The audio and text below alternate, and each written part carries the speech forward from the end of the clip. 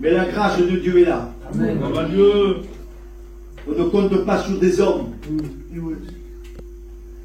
Je parle pour moi, je prends trop de place. Et quand j'en prends trop, il n'en reste pas trop pour Dieu. Et quand il n'en reste pas trop pour Dieu, c'est le malheur. C'est la détresse. C'est la souffrance. Mais nous, l'Église, nous voulons lui laisser toute la place. Amen. Nous savons ce que nous sommes. Et nous savons ce que nous devenons. Nous ne venons pas de pas plus haut. Nous venons d'ici bas. Et ce qui est ici bas, c'est souvent la poussière. La Bible nous dit qu'on sort de la poussière. Pour chercher l'homme, on n'a pas besoin de faire ça. Pour chercher l'homme, baissez vos yeux, vous le trouverez. Et parfois l'homme essaye de retrouver un auteur, une position, parce qu'il sait lui-même qu'il vient de là. Et c'est une image que je vous donne. Manger par terre, on ne mange pas par terre. On peut faire manger sur une table ou sur une capot de voiture s'il faut. Mais jamais vous verrez des gens assis manger par terre. Pourquoi? Parce que la bassesse, c'est la position la plus déshonorante, la plus déshonorable. La bassesse, c'est une position que personne ne veut prendre. La bassesse, elle n'est pas bonne pour personne. Mais Dieu souvent me rappelle en disant, David, tu sors de là. Amen. Et parce que je comprends que je sors de là, je mets mon orgueil à la poubelle. Je mets mon orgueil à la corbeille. Et je me tiens devant lui. Amen. Tout en reconnaissant ce que je suis. Amen. Alléluia. Amen. Amen. Amen. Nous sommes que l'argile. C'est vrai. Et l'argile ne dit pas au potier, voilà, je veux être de telle manière. Et je veux briller de telle manière. Je veux avec plusieurs lances. Je veux être adéquate. Je veux être mieux que les autres. Pour être élevé en haut d'une vitrine. Non, l'argile ne dit pas ça. L'argile dans les mains du potier se laisse faire. Amen. Amen. Gloire à Dieu. Il accepte.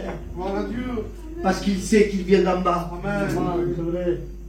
Parce que le potier l'a ramassé d'en bas. Et alors il me fait un vase à moi, sans viser personne. Et moi je voudrais qu'il soit de telle manière. Et Dieu me dit non, David, c'est comme ça que je veux que tu sois. Parce qu'aujourd'hui c'est ça. Je veux ressembler à un tel. Et je veux ressembler à un tel. Le problème vient quand on veut être comme les autres. Le problème vient. Mais sois ce que tu es. Et Dieu va t'utiliser ce que tu es. Que Dieu soit béni. Si tu es un flacon de 10 millilitres, eh bien Dieu va t'utiliser de ce que tu as. Et si tu es un flacon de 50 millilitres, eh bien Dieu va t'utiliser de la manière que tu es. Mais ne prends jamais la place de l'autre. Jamais ne le fais. Il y a des places qui ne correspondent pas. Quand David il a voulu prendre l'armure de Saül, c'est l'armure du roi. Tout le monde en Israël voulait la porter. C'est l'honneur. C'est un privilège. Aujourd'hui, ils me mettent le costume de Macron. Il n'est pas allé la chercher au marché aux puces.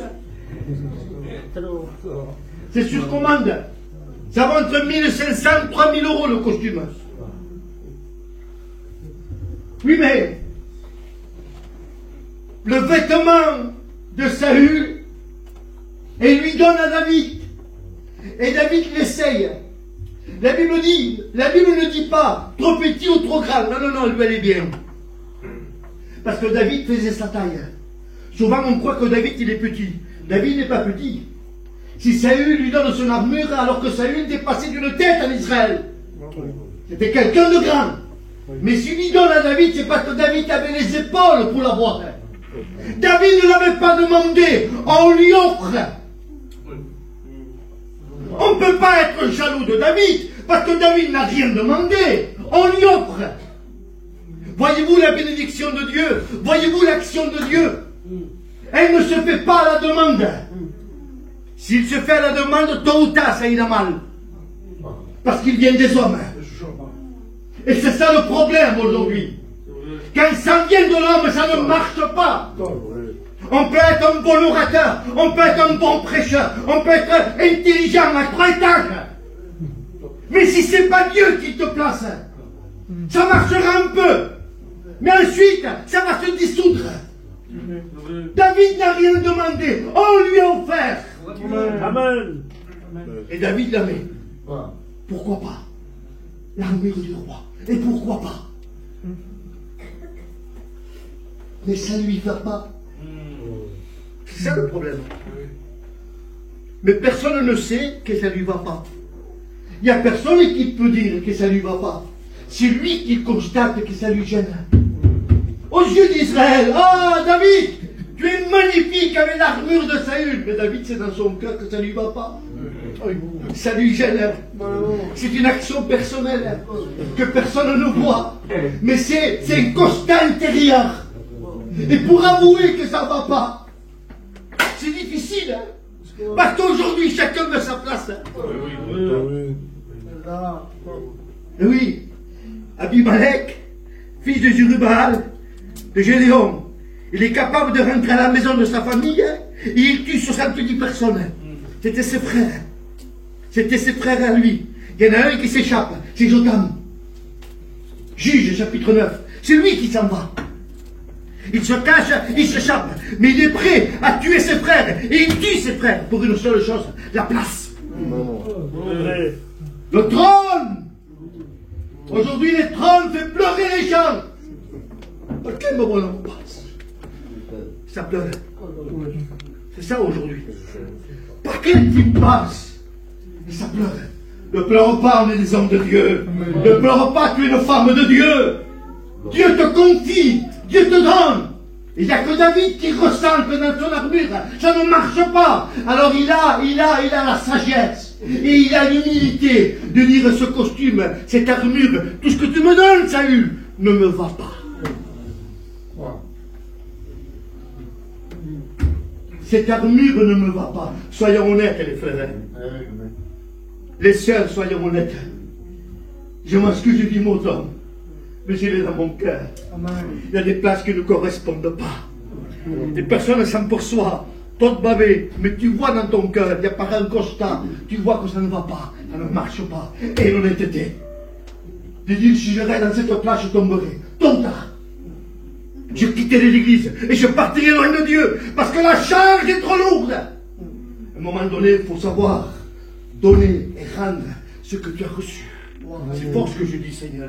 C'est fort le cri du cœur. Ce n'est pas dans mon message, mais je l'ai dans mon cœur. Amen. Amen. Amen. David a rendu ce qu'il n'allait pas. Il préfère aller au torrent de Kénéret et descendre. Amen. Alléluia. Il descend parce qu'il sait qu'il vient d'en bas. Moi, j'aurais monté à la plus haute des montagnes et j'aurais dit, tu vois, Éternel, Goliath est contre Israël, il veut le combattre, il veut le tuer. Seigneur, donne-moi la force. Non, lui, il descend. Dans sa bassesse, il descend. Il va chercher Saint-Pierre. Alléluia. Il va chercher Saint-Pierre parce qu'il sait que Dieu est avec lui. Qu'il soit en haut, qu'il soit en bas, Dieu est avec lui. Parce que le Dieu qu'il sert, c'est un Dieu de montagne. Mais c'est le Dieu des plaines. Dieu bénit, Dieu fortifie, et Dieu encourage. Alléluia. Amen. À un moment donné, Moïse dit là, il élève un autel de sacrifice, et il dira, Éternel, tu es ma bannière. Éternel, tu es ma bannière. La réalité, lui, il est hébreu de naissance, et puis il grandit en Égypte. Et l'Égyptien, il a 2 drapeaux, lui. Il a 2 drapeaux, un drapeau hébreu et un drapeau égyptien. Mais devant celui de Dieu, il les jette à terre. Il jette les 2 drapeaux. Hébreu et égyptien. Il les met à terre. Et il dit, l'Éternel est ma bannière. Amen. Il décide, Moïse, de porter ses couleurs. Il bannit les siennes. Et il accepte ce que Dieu donne. Gloire à Dieu. Que Dieu soit béni. Amen. Que Dieu soit glorifié. Amen. Mets ton caractère à terre. Jette le moi. C'est souvent le moi qui te fait aller mal. C'est souvent parce que tu veux garder ton attitude. Et tu veux garder ton caractère. Avec Dieu, il n'y a pas de caractère. Avec Dieu, il y a l'obéissance. Amen. Tu veux que Dieu te fasse justice. Mais la justice ne peut pas s'appliquer avant l'obéissance. Pourquoi? Parce que l'obéissance, c'est la première des classes. C'est l'obéissance, c'est la première école. On la voit dans le jardin d'Éden. L'obéissance est la première des classes. Et après l'obéissance, il vient la justice. Dites-moi la vérité. Quand Dieu il a voulu habiller Adam et Ève, il a fallu que l'obéissance soit là. Il a fallu que Dieu tue. Il a fallu que Dieu donne la mort à un troupeau qui était là. Il a fallu que Dieu donne la mort. Mais pour que Dieu donne la mort et qu'il habille à Adam, il a fallu qu'il soit dans l'obéissance, c'est-à-dire au lieu et à l'heure juste où Dieu voulait la tuer. Il n'était ni à gauche ni à droite. Il était juste à l'endroit où Dieu voulait frapper. Et il l'a tué.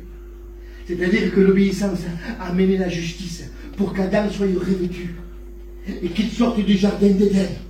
Que Dieu soit béni. Sors armé de Dieu. Prends la cuirasse de justice. Prends le casque du salut. Prends l'épée de l'esprit. Prends le bouclier de la foi. Et prends comme chaussure le zèle de l'évangile. Si tu ne veux pas mourir ici-bas, habille-toi. Car Dieu dit, j'ai ouvert mon arsenal. Sois habillé. N'oublie pas le casque de salut pour que les mauvaises pensées ne viennent pas. Tu te protèges des mauvaises pensées qu'il y a et qu'il essaye de te détourner de la présence de Dieu. Parce que l'ennemi parle par la pensée. Et c'est par la pensée qui te fait pécher. C'est par la pensée qui te loigne de Dieu. Mais si tu as le casque de salut ancré en toi, il pourra te parler. Mais tu ne pourras pas écouter ce qu'il te dit. Parce que le casque de salut est descendu jusqu'aux oreilles. Ça a bouché les oreilles. Le casque de Romain de combat, c'est comme ça. Et descend jusqu'aux oreilles. Ça empêche celui qui te parle de l'écouter. Mais si le casque de salut, tu ne l'as pas, tes oreilles sont à découvert. Alors il peut te parler de quelle manière il t'emporte. Et puis il va te séduire. Si le casque est là, si le bouclier est là, alors tu iras au combat. Que Dieu soit béni. On revient à mon message. Je n'ai même pas ouvert. On va essayer de coucher un peu. Je ne veux pas être long ce soir. Mais je veux que le message passe. Amen. Parce qu'on a besoin aujourd'hui. Gloire à Dieu. Vous n'avez pas besoin de mon éloquence. Vous avez assez entendu. Vous avez besoin d'un remède. Vous avez besoin d'antidote. Vous avez besoin d'une solution. Vous êtes là parce que vous avez besoin d'une solution. Et vous avez besoin que Dieu vous parle. Vous n'avez pas besoin qu'un homme vous prêche. Ça fait 40 ans que vous connaissez l'évangile. Qui vous prêchez? Personne. Vous la connaissez, la Bible. Mais vous avez besoin que Dieu vous parle. Et c'est important que Dieu vous parle. C'est important parce que c'est de là qu'il va partir. La bénédiction, c'est là qu'il va partir. Du moment que Dieu parle. Avez-vous remarqué quand Dieu te parle, tu sens une notion particulière. Et puis tu es béni intérieurement. Tu es chez toi, tu es béni. Le lendemain, tu es béni. Le lendemain, tu es béni. Parce que déjà la semaine dernière, Dieu t'a parlé. Et tu as la conviction dans ton cœur. Tu repars fort. Parce que Dieu t'a parlé. On a besoin d'entendre la voix de Dieu. Alléluia. Que Dieu soit glorifié. Que Dieu soit glorifié. Dieu veut que tu lui portes attention ce soir. Dieu veut que tu ouvres l'oreille de ton cœur. C'est ça. Ne l'écoute pas avec celle-ci. Comme disait le frère Antoine Ancien, il ne faut pas que ça fasse courant d'air. Je me souviens de sa prédication. Mais il faut que l'oreille soit attentive à la voix de Dieu. À la voix de l'Esprit. Parce que Dieu ne veut pas t'obliger. Dieu ne veut pas t'obliger à écouter la voix de Dieu. Dieu te met la parole en disposition. Et il le met devant tes yeux. C'est à toi ensuite à savoir ce qu'il faut faire. Cantique des cantiques, il dit ne réveille pas l'amour avant que tu prennes la décision de l'avoir. Avant de dire je veux rien par force. Je ne veux rien par force. Mais je veux que ce soit avec ton cœur. Que Dieu soit béni. Que Dieu soit glorifié. Vous savez, les frères, les pasteurs, pour vous faire toutes les annonces qu'il faut pour prier, pour faire des veillées, pour faire des jeûnes. Mais si le cœur n'y est pas, si le cœur n'y est pas, ça se passera quoi? Pas grand chose. Et quand le cœur il y est, Dieu descend. Et Dieu bénit. Que Dieu soit glorifié.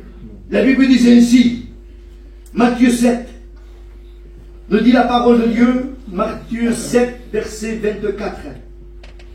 C'est pourquoi quiconque entend ces paroles que je dis et les met en pratique sera semblable à un homme prudent qui a bâti sa maison dans le roc. La pluie est tombée, les torrents sont venus, les vents ont soufflé et se sont jetés contre elle. La maison, elle n'a point tombé parce qu'elle était fondée sur le roc. Mais quiconque entend ces paroles que je dis et il ne les met pas en pratique, semblable à un homme insensé qui a bâti sa maison sur le sable. Amen. L'importance, Dieu ne veut pas que tu connaisses tout de la Bible, mais Dieu veut que tu aies une intention d'entendre sa voix. Dites-moi la vérité. Est-ce qu'Adam ne connaissait pas tout? Est-ce qu'Adam ne connaissait pas tout? Il connaissait tout, Adam. Il savait tout ce qui s'est passé au jardin d'Éden. C'est lui qui a donné les noms à tous les animaux. C'est quelqu'un d'intelligent, mais voyez-vous, le savoir tout ne l'a pas sauvé. Parce que la désobéissance a été trouvée dans son cœur. Et la Bible dit que celui qui entend des paroles et il les met en pratique. Amen. On n'a pas besoin de 20 réunions par jour. On a besoin que tu mettes en pratique. C'est tout. Prendre la parole, la serrer dans ton cœur et la mettre en pratique. Voyez-vous l'effet de la mettre en pratique? Elle va déclencher, ça va être un moteur déclencheur de la bénédiction de Dieu. Parce que la mettre en pratique, c'est se soumettre. C'est ça la mettre en pratique. C'est se soumettre. Et se soumettre, comme je vous ai dit au départ, il faut qu'il y ait en nous entièrement l'obéissance. Parce que s'il n'y a pas de désobéissance, si l'obéissance n'est pas dans notre cœur, les injustices de la vie que nous sommes en train de recevoir dans nos maisons, des choses qui sont injustes, qu'on ne mérite pas, si nous allons aller à l'école de l'obéissance, nous les accepterons même en pleurant. Et nous baisserons la tête. Parce que l'obéissance va nous apprendre à accepter des choses que normalement on ne devrait pas les recevoir. On le voit comme une injustice, mais on les accepte. Parce que l'obéissance, il est dans ton cœur. Et l'école de l'obéissance, il t'est nécessaire. Tu demandes l'école de la consacration. Tu demandes l'école de la fidélité. Tu demandes l'école de la prière. Tu demandes l'école de la communion. Ce n'est pas une chose qui est mauvaise. Demande-la. Mais si tu sors de l'obéissance, c'est sauter de classe. Et l'obéissance, tu ne peux pas être agréable à Dieu. La Bible dit, celui qui met en pratique, qui écoute, qu'il accepte les conditions de Dieu, la structure de Dieu. Et quand tu acceptes les conditions de Dieu, tu te rabaisses comme le roseau se rabaisse à la force du vent. La tempête souffle. Le chêne résiste. Il n'a pas connu le corps de l'obéissance. Il résiste, il fait le fort. Mais lui, le roseau, lui, il sait se rabaisser. Pendant un moment, le chêne se moque de lui. Pendant un moment, le chêne rigole de lui. Mais lui, il se rabaisse. Il se rabaisse. Comme Ismaël, à un moment donné, ils se moquaient d'Isaac. Et oui. Et pourtant, c'était le fils de la servante. Il se moquait du fils de Sarah, qui est princesse. Il se moquait de lui à un moment donné. Mais lui, il savait se rabaisser. Comme le roseau qui se rabaisse. Mais quand le vent a soufflé, le chêne a voulu résister. Mais à un moment donné, il a été déraciné. Tu ne peux pas combattre contre les aléas de la vie. Tu ne peux pas combattre avec le vent de la vie. Ça se combat avec la parole de Dieu. Ce n'est pas avec le titre d'un chrétien ou d'une chrétienne qu'on va avoir la victoire. Ce n'est pas dans ce sens-là que Dieu peut te donner la force. Ce n'est pas avec une idée de dire voilà, j'y vais et je vais avoir la victoire. Tu veux là, hein, je vais gagner moi. C'est pas comme ça que ça marche. Ce n'est pas parce qu'Israël a pris l'acte de l'alliance et qu'il est allé au combat, parce qu'ils avaient perdu. Même les fils de Élie, le sacrificateur, ils sont morts dans le champ de bataille. Ils ont porté l'acte de l'alliance au champ de bataille. Avant de dire on va rapporter la victoire. Mais ils l'ont perdu pareil. L'effet d'avoir une Bible sous le bras, ça ne te sauve pas. C'est la vie que tu vas mener avec lui. Amen. C'est la communion que tu vas avoir avec lui. Alléluia. Que Dieu soit béni. Et c'est ça que Dieu veut. C'est ça que Dieu veut. Que tu trouves une vraie communion avec lui. Ne t'habitue pas aux réunions, ça va te détruire. Ne t'habitue pas à l'habitude, il n'y a pas plus mauvais que l'habitude. Ça peut détruire un chrétien. L'habitude, ça tue un chrétien. Aujourd'hui, il y a tellement de gens qui prennent le culte, qui le prennent sans discernement.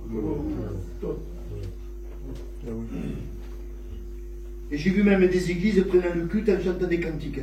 Moi, je ne sais pas comment ils font pour discerner les choses. Ça existe. On chante des cantiques, le piano à fond. Et tout le monde donne le culte, tout le monde le prenne. Comme un verre d'eau. La Bible dit que celui qui prendra la Sainte Seine sans discernement. Ce n'est pas moi qui le dis, ni Jimmy, c'est Jésus. Revenons à l'ancienne école. Parce que le modernisme aujourd'hui touchait les hommes. Mais la Bible n'est pas moderne. La Bible reste ce qu'il est. Si je deviens moderne dans les choses spirituelles, pour essayer d'arranger les choses, pour essayer d'aplanir les choses, je dis amen. Mais il ne faut pas que le modernisme dépasse ce qui est la parole de Dieu. Mes sentiments à moi, parce que je crois bon, de faire. Et on n'est plus l'époque des anciens, on est mieux maintenant, on est plus enseigné, on connaît plus la parole de Dieu. Et puis les réunions, on va la faire comme ça, Jimmy. La pharmacie. Et tu verras que tout ira bien. Usa aussi a fait pareil. Hein. Dans l'école du modernisme, il a voulu toucher l'arche de l'alliance. Hein. Et oui, il a voulu toucher l'arche de l'alliance. Hein. Oui, c'est rien de tout ça, Usa. Tu peux le faire. Il n'y a pas de problème. Tu peux le faire. Tu as la foi? Oui, j'ai la foi. Fais-le. C'est pas ça l'évangile, les frères. Hein. C'est pas ça. C'est pas ça l'évangile. Et la Bible dit, et Dieu ne le fera pas de mort. Et David s'est mis en colère. Hein. Regardez s'il était en colère qu'il ne voulait pas prendre l'arche.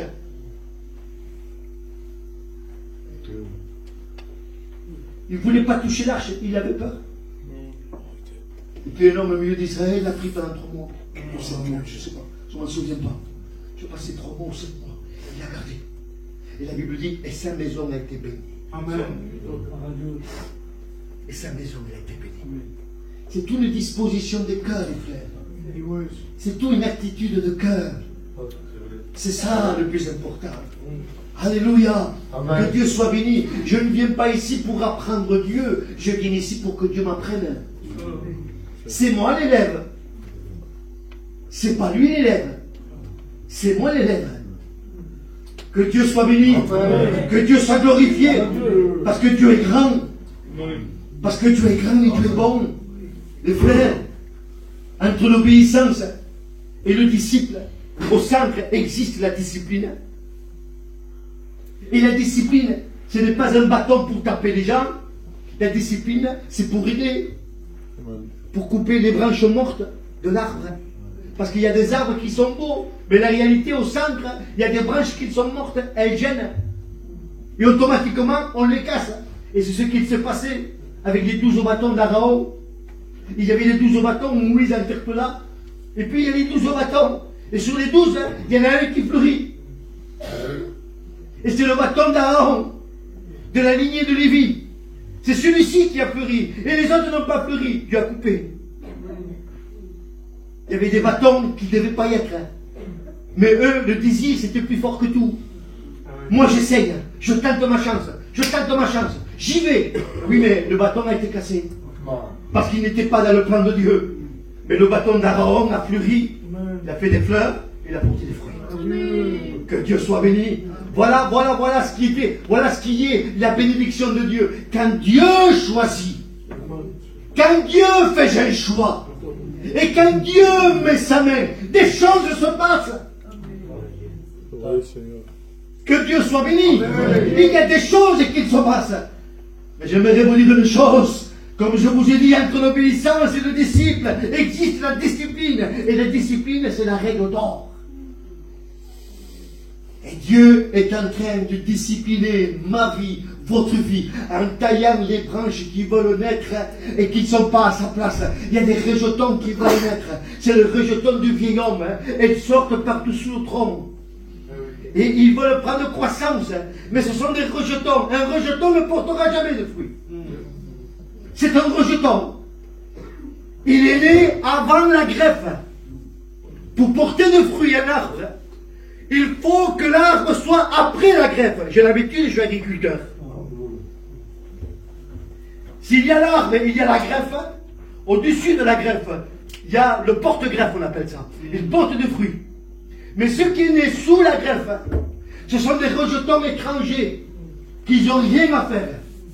Celui qui ne connaît pas les arbres, il le laissera pousser. Il le laissera grandir. Mais il est en train de manger la véritable greffe. À un moment donné, la greffe, elle ne portera pas son fruit. Et on dira, pourquoi elle ne porte pas son fruit? Eh bien, parce que l'arbre n'est pas bon. La réalité, c'est pas ça. C'est parce que la greffe ne porte pas son fruit. Parce qu'il y a des tiges étrangères qui sont en train de prendre la force des racines. Quand on met de l'engrais, c'est lui qui le mange. Quand on met de l'eau, c'est lui qui le boit. Mais la greffe n'a pas le temps de manger. Parce que la greffe est au-dessus. Et le rejeton, il est dessous. Tout ce qu'il mange, c'est lui. Et pas la greffe. Et la greffe ne porte pas de fruits. À un moment donné, frère, il y a des rejetons dans notre vie qui prennent trop d'ampleur. Ils ont plus de croissance que la greffe qui a été imposée par Jésus. Parce que la véritable greffe, c'est le Christ. C'est lui qui est venu greffer. C'est lui le porte-greffe. Il est venu greffer dans le cœur de l'homme pour qu'il porte des fruits. Mais les rejetons, il faut les couper. À un moment donné, prends ton sécateur. Descends en bas. Parce que c'est toujours en bas qu'ils sont. Il n'est jamais en haut. En haut, c'est la greffe. C'est du bon. C'est lui qui va porter le fruit. Mais en bas, c'est le rejeton. Il ne portera jamais de fruit. Descends en bas. Tu descends pas assez en bas. C'est pour ça que tu vois rien dans ta vie. Et tu te poses des questions. Seigneur, pourquoi me fais-tu de l'ombre? Et Dieu te dit, mais c'est toi-même qui te fais de l'ombre. Parce que tu laisses pousser trop les rejetons. Nous, c'est qui sont? Mais regarde en bas. Tu regardes toi en l'air. Seigneur, Seigneur, Seigneur, Seigneur. Et Dieu te dit, David, baisse la tête, parce que le problème vient d'en bas. Seigneur, Moïse, promis. Seigneur, tu me l'avais dit. Seigneur, qu'est-ce qui se passe? Tu m'as abandonné, tu m'as rejeté. Qu'est-ce qui se passe? Trop d'ombre dans ma vie. Et Dieu te dit, l'ombre, c'est toi-même qui l'a fait.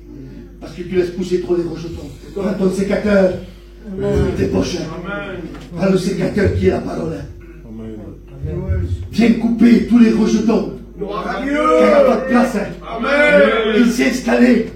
Les rejetons ne lui donnent pas un doigt, il te prend le bras. L'ennemi ne lui donne pas une ongle, il te prend le corps. Le diable n'est jamais satisfait, il est toujours assoiffé. C'est assoiffé de sang, assoiffé d'âme. Il a toujours fait, il a toujours fait. Je vais vous dire une chose. Pour le diable, le séjour de mort, il y a passé de perdu. Quand quelqu'un c'est un loup assoiffé. Toujours il a fait. Et même qu'il en prendra une dizaine dans tel quartier, et quand il ira là-bas pour voir s'il n'a pas une autre. Parce qu'il est toujours assoiffé. Et Dieu te dit, ton problème, elle vient d'en bas. Tes rejetons ont trop pris de place. Et Dieu te dit, coupe avec ton sécateur. Dégage. Amen. Dégage les feuillages qu'il y a. Elles ne sont pas bonnes. C'est ce rejeton qui t'empêche d'entendre la parole de Dieu. Alléluia. La Bible disait ainsi, que celui qui ne met pas en pratique ma parole, il est semblable à une maison de sable. Il est semblable à une maison de sable. Il n'y a pas plus bas que le sable. Et le sable, lorsqu'on va dans un désert, j'ai regardé un peu les images, pas maintenant, mais ça fait longtemps, on regarde un peu les images. Le sable, il est là. Ici, il y a un coup de vent, il se trouve là-bas. D'une dune, il passe à l'autre. D'une dune, il passe à l'autre. Le sable est faible. Le sable ne pèse pas. Il ne fait pas le poids.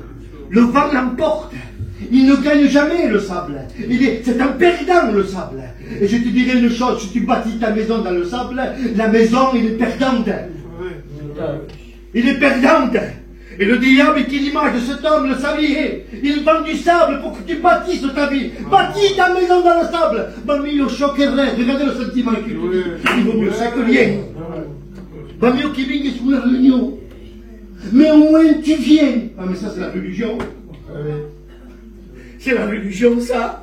Il essaie de t'avaler une heure de réunion par semaine, alors que la réalité, nous en faut 15. Parce qu'on a besoin que notre vie soit en communion avec Dieu. J'aimerais vous dire une chose, moins t'en feras et moins tu auras envie d'en faire. Et c'est le sable.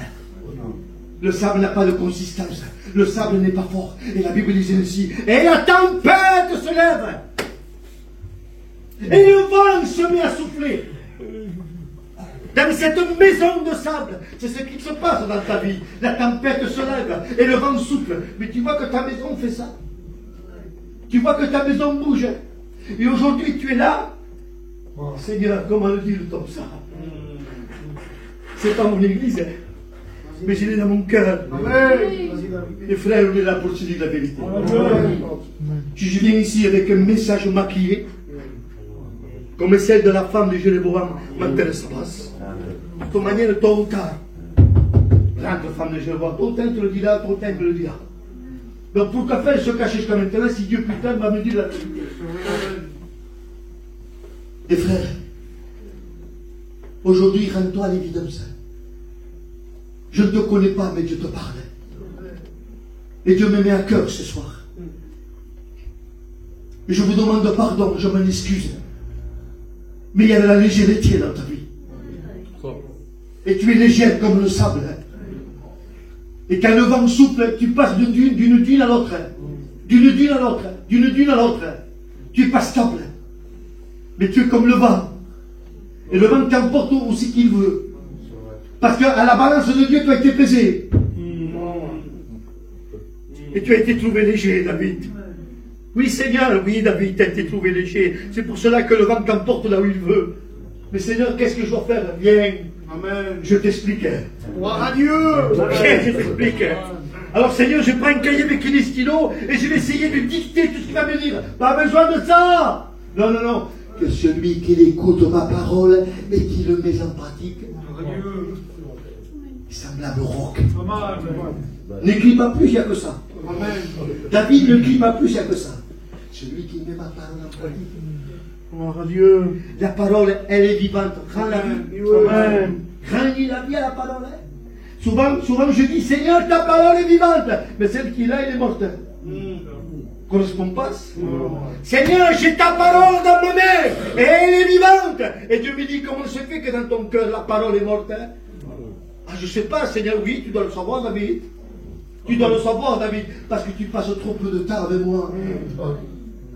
Tu me dis que tu me connais. Mais oui, Seigneur, je te connais. Et Dieu dit, comment c'est fait que moi je ne te connais pas? Comment c'est fait que quand je te cherche, je ne te trouve pas? Il a fallu un moment pour trouver Adam, mais tôt ou tard, je l'ai trouvé.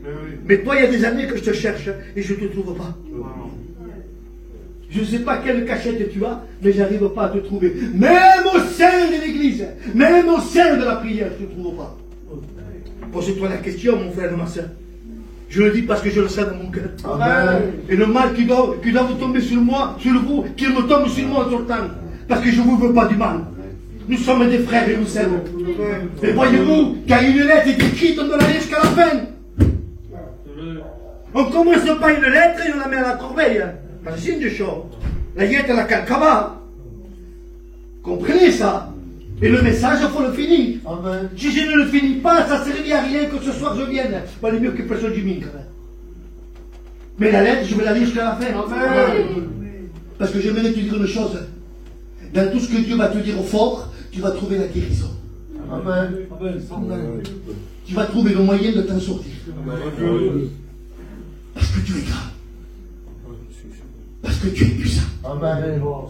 Parce que quand Dieu te dit, regarde frère, il y a ça, il y a ça, il y a ça. Mais regarde quand il te dit ça. La solution elle est là. Amen. Comprenez ça. Gloire à Dieu. Quand il te fait ça avec la main, pour te dire, hé, cafard, mais regardez la solution, elle est là. T'as que la prendre. Hein? Dieu n'est pas là pour te juger, mais lui, Dieu est là pour te remettre en équilibre. Au diapason de la parole. On a besoin de rentrer dans l'équilibre de la parole. Et Dieu veut de toi que tu lui donnes entièrement. Voilà ce que Dieu a contre toi. Pour ça que parfois Dieu se met en colère contre toi. Tu ressens même la colère de Dieu. Tu dis, mais qu'est-ce que ça passe? Ça s'enflamme donc. Et je te dis, je ne suis pas coléreux comme toi qui es coléreuse ou toi qui es coléreux. Mais ma colère à moi, c'est de te faire sortir ce qui est bon de toi. C'est ça ma colère à moi. C'est de te faire sortir ce qui est bon de toi. Et Dieu te dit, tu peux faire plus. Mais tu ne le fais pas. Et quand tu ne le fais pas, Dieu te le redemandera. Dieu ne te demandera jamais quelque chose que tu ne peux pas faire. Mais ce qui est à portée de faire, Dieu te le demandera. Amen. La Bible dit, le vent a soufflé. La pluie a tombé. Il y a des tempêtes aujourd'hui. Il y a des tempêtes, frère. Il y a des tempêtes fortes qui touchent nos maisons, qui touchent nos enfants, qui touchent nos foyers, qui touchent nos petits. Il y a des tempêtes qui sont fortes. Mais si on est dans le roc, si on est dans le roc, si on est dans le roc, Amen. le roc de la parole, si on est dans le roc, Dieu est là, il nous parle. Dieu est là, il nous conseille. Dieu est là, il nous dirige. Parce qu'on est dans le roc, il nous parle, il nous conseille, il nous dirige. Un jour, j'étais dans une salle d'attente. J'étale pas ça, mais j'étais dans une salle d'attente. Et ma tête voyageait un peu. Déséquilibré un peu. Je partais un peu à gauche, à droite. Vous ne me faites idée, ça marche comme ça. Et j'étais dans une salle d'attente. Et puis Dieu me parle. Et quand Dieu me parle, j'entends la voix de l'Esprit qui me rappelle la parole de Dieu. Quand David dit ainsi, il dit, Éternel, dans ta maison, je suis comme un olivier verdoyant. Puis j'étais là. Il dit, si tu es à l'écoute de ma parole, si tu es à l'écoute et que tu gardes ma parole, tu seras comme un olivier verdoyant, comme cet olivier verdoyant. Mais moi, je me dis, mais où est l'olivier verdoyant? Je ne vois pas l'olivier. J'ouvrais les yeux, je le cherchais, je ne le trouvais pas. Et je regarde par la fenêtre, j'en vois pas. Je dis, mais Seigneur, je ne vois pas ce que tu veux me dire. Et il y avait un olivier que je ne me suis pas rendu compte. Il était à côté de moi, dans une salle d'attente. Qu'est-ce qu'il fait un olivier dans une salle d'attente? Je ne sais pas qu'est-ce qu'il fait. Il dit, comme je suis l'olivier qui est à côté de toi. Et puis je me tourne, je le regarde. Et il y avait un olivier dans un pot. Avec ses fleurs. Et l'olivier était verdoyant. Il dit, tu seras comme cet olivier. Mais moi, je ne savais pas qu'il y avait un olivier. Et quand je le cherche, je le trouve. Il était à la salle d'attente. C'est ça. Tu te confies en lui. Amen. Que tu le laisses arroser. Que tu le laisses épanouir. Que tu te laisses travailler. Il y aura des branches qu'il va couper. Il est obligé. Il y a des branches qui sont malades, il faut qu'il coupe. Il faut que tu l'acceptes, ça, que Dieu coupe tes branches. Mais ça sera dans un seul but. Que l'arbre se fortifie. Qu'elle prenne de l'ampleur. Qu'elle prenne de la force. Et qu'il garde sa verdoyalité. Et qu'il garde, je vais dire ça, révérence. Garde ce soir ta tête haute. Et garde ta révérence de chrétien. Parce que tu n'es pas n'importe qui. Tu es une chrétienne, tu es un chrétien, tu es puissant. Tu es puissant. Et l'ennemi te fait croire que la réalité, je ne vaux pas grand-chose. Mais la réalité, il sait que l'arme que j'ai dans mon cœur, elle est redoutable. Il le sait. A dit, si fica a pregar, sont foutus. Si se met à jeûner, je suis foutu. Vaut mieux garder David quand il ne prie pas. Vaut mieux garder David quand il ne lit pas. Vaut mieux garder David quand il est faible. Vaut mieux le garder comme ça. Parce que quand il se tourne vers lui, un mot qui dit, pas qu'à partir. Parce que le Dieu que nous servons, Amen. le Dieu puissant, ne redoute pas sa force, son autorité. Parce que Dieu est avec toi. Et Dieu te dit, tu peux plus lui donner à lui. Tu peux plus t'engager avec lui. Et souvent on cherche des motifs. Et on dit, mais Seigneur, pourquoi vous savez. Et Dieu dit, non, je ne sais pas. Engage-toi. Avance avec Dieu. Donne le cœur à Dieu. Donne-toi pleinement. Dieu veut des engagés dans l'église. Dieu ne veut pas des gens qui stationnent. Dieu ne veut pas des hommes lever les mains et baisser. Et lever les mains et baisser. Il y a plein de choses. Dieu veut des cœurs qui s'éthiquent pour lui et qui le servent. Ne regarde pas ta maison qui n'avancera pas. Regarde à lui. Alléluia. Il est la lumière, il est la parole. Et il va te remplir. J'aimerais te dire une chose. Quand tu reçois la parole et que tu rentres à l'obéissance, lorsque tu montes à la balance de Dieu, ton poids est juste. Et le poids juste lui est agréable. Et quand lui est agréable, il descend. Et s'assit à côté de toi. Il te fait de la compagnie, il te parle. Il te met sa main sur ton épaule qui est faible. Sur ta tête qui est baissée, il te la relève. Et tu dis, n'aie pas peur, je suis avec toi. Je suis ton Dieu. Je t'ai racheté. Ne me permets pas, je te dis comme ça, ne me permets pas toujours de te dire ce qu'il faut faire. Je ne veux plus dire à l'homme ce qu'il faut faire. Je veux que l'homme me suive entièrement. Parce que je lui donnais un cœur de chair. Seul le cœur de chair est capable d'aimer Dieu. Le cœur de pierre n'aime pas aimer Dieu. Mais le cœur de chair aime Dieu. Et Dieu a fait de nous le temple du Saint-Esprit. Alléluia. À un moment donné, j'arrête.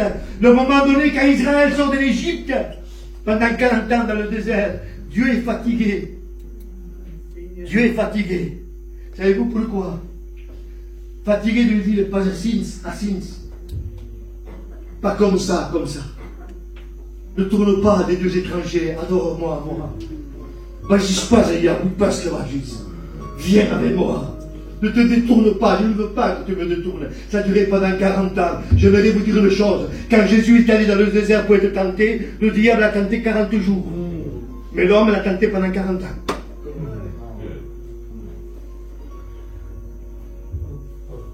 Et de tout temps, pas l'église, mais de tout temps, l'homme qui n'a pas été régénéré a été en conflit avec Dieu. C'est vrai. C'est pour cela que l'homme, Dieu, a permis que l'église soit régénérée, restaurée, par la présence de Dieu, avec un cœur de chef, capable d'aimer Dieu. Et quand Dieu dit à droite, on va à droite. Quand Dieu dit à gauche, on va à gauche. Quand Dieu dit on va tout droit, on va tout droit. Quand Dieu dit arrête, j'arrête. Amen. Voilà ce que Dieu veut. Amen. Dieu veut une église qui l'obéisse. Et j'irai dans mon cœur. Obéis à Dieu. Amen. Ne t'écoute pas toi-même. Rentre dans l'obéissance. Humilie-toi. Obéis à la parole. Tu n'obéis pas à un homme. Quand lui te donne un conseil, c'est le feuilleton, il te donne un conseil. La réalité, ce n'est pas lui, c'est Dieu. C'est Dieu qui l'inspire. Et de comme je dis, mais à Christophe, pour qui il vous chante? Pour qui il vous chante? Mais non, c'est Dieu qui te le dit. Parce qu'il ne s'en passe rien de te le dire. Il ne s'en passe rien. Et s'il le fait, c'est parce que ça vient de Dieu. Accepte les réprimandes de Dieu. Tout pour arriver à la guérison. Guéris-toi. Ne prends pas l'habitude de t'asseoir. Ne prends pas l'habitude de mettre le voile. Ne prends pas l'habitude de lever ta main. Non, non, non, non. Consiste-toi avec Dieu. À un moment donné, il dit Seigneur, Seigneur, Seigneur, tu es Dieu. Seigneur, Seigneur, Seigneur, tu es Dieu. Et Dieu dit, je ne t'ai pas connu. J'ai fait des guérisons. J'ai chassé les démons. J'ai fait des miracles. Et j'ai fait des prodiges. Comment c'est possible que tu ne me connaisses pas? Il dit, je ne peux pas te connaître. Mais par rapport à quoi, Seigneur? Parce qu'il a été trouvé en toi de l'iniquité. L'iniquité. C'est l'arme efficace pour arrêter la malédiction de Dieu. Amen, amen. Mais Dieu s'adresse à toi. Parce qu'il a l'antidote. Amen. Alors, je t'en supplie, autant que chrétien et chrétienne, je le dis, je m'avance, parce que ça vient de Dieu. Amen. Je t'en supplie, ne refais pas ce que tu faisais hier. Change ta conduite. Règle-toi. Règle-toi. Règle-toi. Prends la Bible sur le code. Apprends le code, apprends la parole. Apprends le code, apprends la parole. Règle ta vie. Règle ta vie. Ne viens pas comme ça. Jésus va revenir. Jésus peut revenir maintenant. Dans 3 minutes, il peut revenir. Où c'est que tu vas? C'est fort ce que je dis. Hein? C'est fort ce que tu dis. Et c'est la vérité. Où c'est que tu vas? Un voile ne te sauvera pas. Une Bible ne te sauvera pas. Être membre d'une église ne te sauvera pas. Une cotisation ne te sauvera pas. Et une participation à une mission ne te sauvera pas. Et Dieu te dit, règle-toi. Mais c'est la faute de l'autre, c'est la faute de l'autre. Non, non, non, toi, règle-toi. Parce que Dieu veut une vie réglée avec toi. Parce qu'il t'aime trop, parce que Dieu a des projets avec toi. Dieu a des plans.